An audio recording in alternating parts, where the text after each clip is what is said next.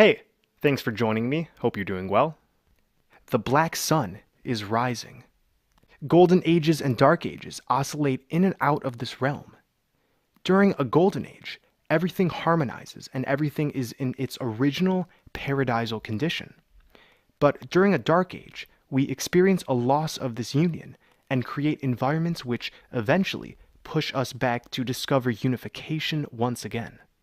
The black sun in the dark ages is not visible. It is split away from the white sun, representing our condition of duality, the dissociation of our conscious and subconscious reality, the two elements of ourselves which the two suns reveal. The black sun, being the processor and conglomeration of our subconscious, is rising right now and will meet the sun at the center very soon. And when this happens, the aurora borealis will fill this entire realm. Because we are microcosms of this macrocosm, the aurora borealis, this emerald green energy, is the green rays of our hearts, which never left the center. Extending outwards, the aurora borealis will fuse with our heart chakras, automatically propelling us to the center. The rainbow bridge of Norse cosmology, also known as the Bifrost Bridge, will be created after the heart is opened, bridging our lower chakras with the higher ones. This will let us ascend up the levels of Mount Meru until we achieve unification once again in Asgard. And it all starts with the black sun and white sun coming together. These are the two aspects of ourselves, the Adam and Eve, the night and day, which separated after the so-called fall into this dark age. In my last video, we talked about the projection system from the center and how this projection is coming from us, from the living souls who never left the axis mundi. This has been a collective dream we're experiencing backwards. We're still in the pleroma.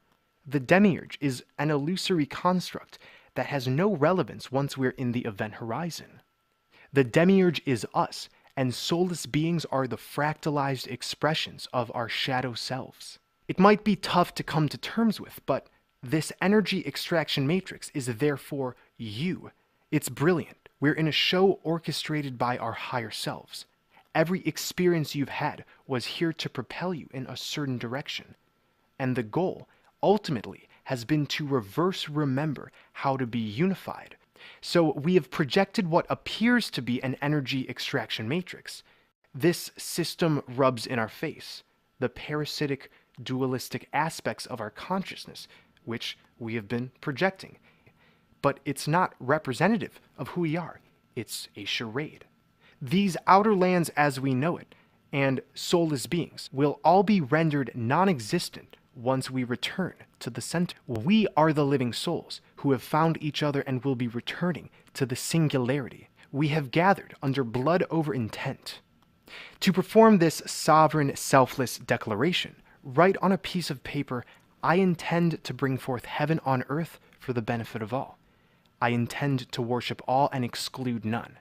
And then, prick your finger and put a few drops of blood on it. We are uploading it side by side to the internet. You can personalize this if you want, but the main objective is to release everyone, the living souls, from bondage, the bondage we have placed ourselves in.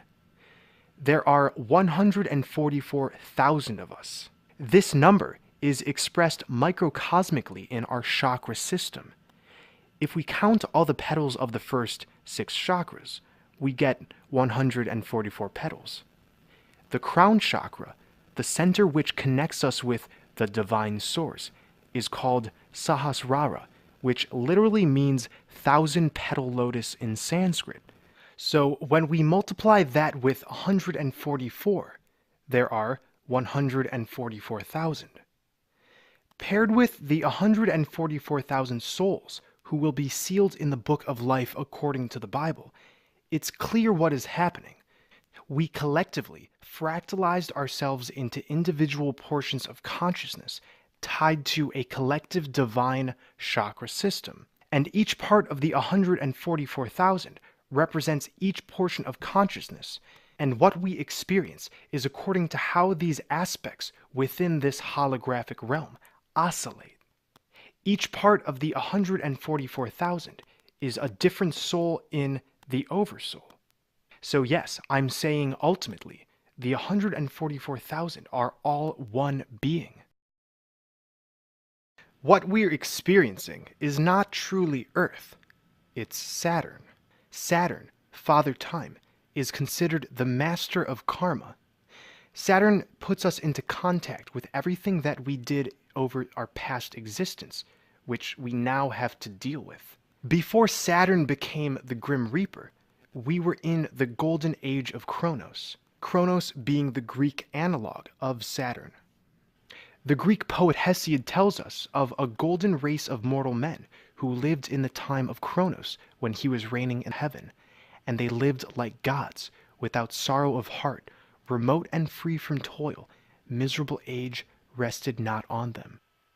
So we're in Saturn right now, not on Earth.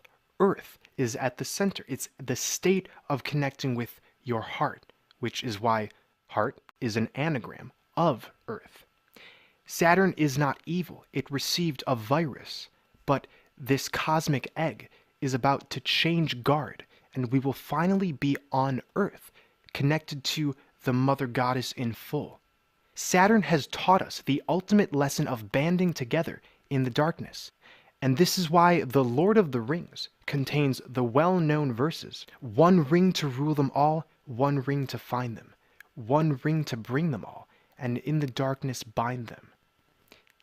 Being stuck in Father Time has been necessary. We needed to be stuck in time to work out our shadows. These outer lands, what I've recently compared to the ergosphere of a black hole, is the one ring, the ring of Saturn, to bring all the 144,000 and in the darkness bind us together. We have activated our memories with blood over intent, and when the time comes, we will be transported to the center, to Hyperborea. Like I explained in my video on the projection system, we never left. We're only dreaming up this hall of mirrors. Thank you for watching, everyone. Please stay well and centered. I love you all.